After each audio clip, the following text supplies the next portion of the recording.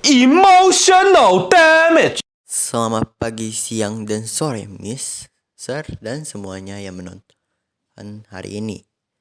Hari ini saya akan membuat satu video yaitu... Oh, bentar. Agak gelap dikit.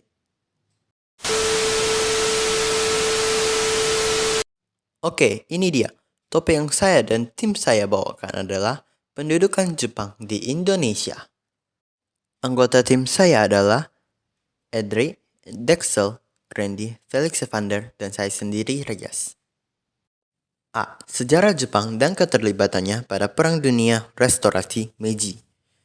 Dikarenakan masuknya bangsa Eropa dan berkembangnya agama Kristen di Jepang, Jepang di bawah rezim Keshogunan Tokugawa yang otoriter. Shogun Tokugawa mengisolasi diri dari dunia luar, sehingga menyebabkan Jepang tertinggal di negara lain.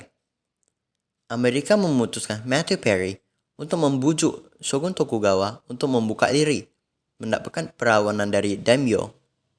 1867, pemerintah Jepang kembali dipimpin di Kaisar Meiji. Kaisar Meiji mengubah agraris industri kerajaan dan pemerintah. Jadi apa saja dampak dari restorasi Meiji itu sendiri? Ada 3 dampak, yaitu 1. Industri Jepang berkembang pesat. Kedua, jumlah penduduk semakin berkembang. Ketiga, kekuatan perang di Asia bersaing dengan negara barat. Alasan dan proses masuknya Jepang di Indonesia. Latar belakangnya adalah dalam Perang Asia Timur Raya atau disebut dengan Perang Pasifik, Jepang berhasil menguasai daerah Asia Tenggara seperti Malaysia, Filipina, dan Indonesia pun dikuasai. Alasan mereka ingin menjajah kawasan Asia Tenggara adalah menguasai sumber daya alam kita untuk mendukung industri dan kampanye Perang Jepang. B. Jepang masuk ke Indonesia.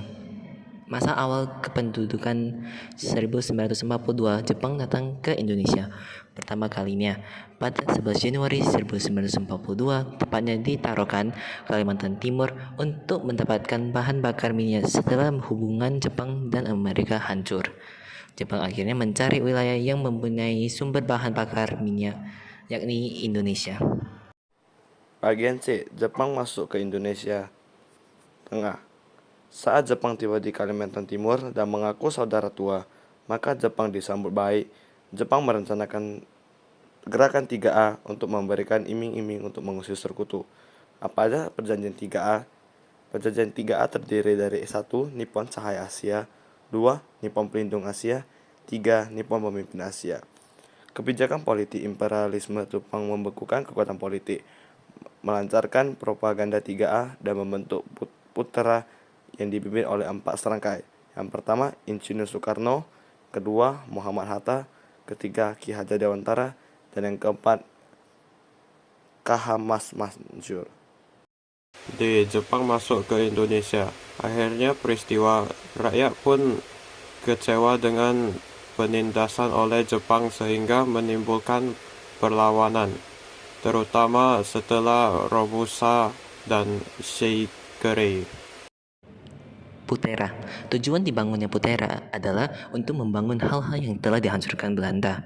Namun, menurut Jepang, Putera bertugas untuk memusatkan segala potensi rakyat guna membantu Jepang dalam perang, memperbaiki sosial ekonomi, membentuk Hokokai, membantu peta, membentuk organisasi militer Seinen dan Gaku Totai, Keibandan, Heiho, Fujinkai, dan Shuisintai. Kesimpulan, tujuan Jepang datang ke Indonesia adalah awal mencari sumber minyak bumi yaitu Indonesia. Tengah mencari simpati Indonesia dengan membantu Indonesia merdeka dengan gerakan 3A. Akhir, membuat persekutuan Indonesia untuk mempersiapkan diri untuk perang. Sekian dari presentasi kami. Jika ada kesalahan, kami minta maaf. Terima kasih dan sampai jumpa.